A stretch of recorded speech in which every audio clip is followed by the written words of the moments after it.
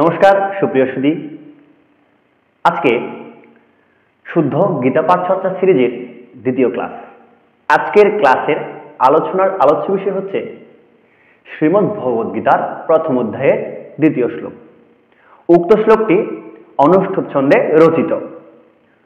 চলুন সর্বপ্রথম উক্ত শ্লোকের উচ্চারণ সম্পর্কে অবগত হই।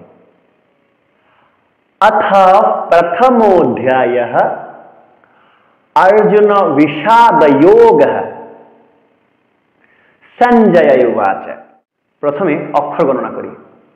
दृष्ट्वा तु 3 पांडवा 6 नीखम 8। এক্ষেত্রে অনুসার যদি কোনো শব্দের শেষে থাকে তবে আমরা অনুসারের উচ্চারণ মহসন্ত করব।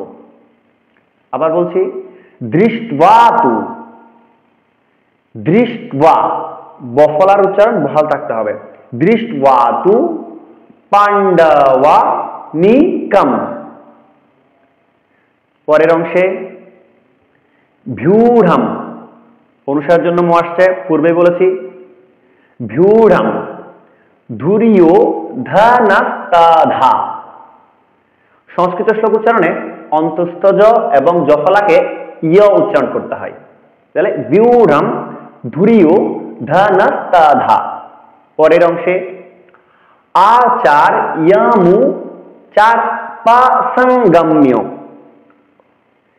অনুসার যদি শব্দের মাঝখানে থাকে এবং অনুসারের পরের ব্যঞ্জনটি যদি বর্গীয় বর্ণ হয় তবে সেই বর্গীয় বর্ণের নাসিক্য উচ্চারণ করতে হয়।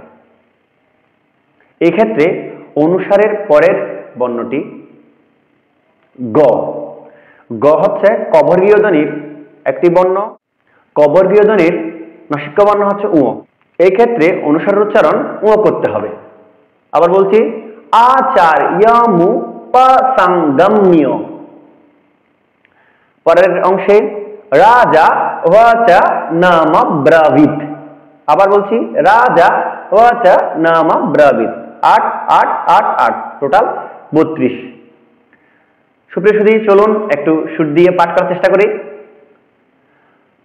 अथ प्रथमोऽध्यायः अर्जुन विषादयोगः संजय उवाच।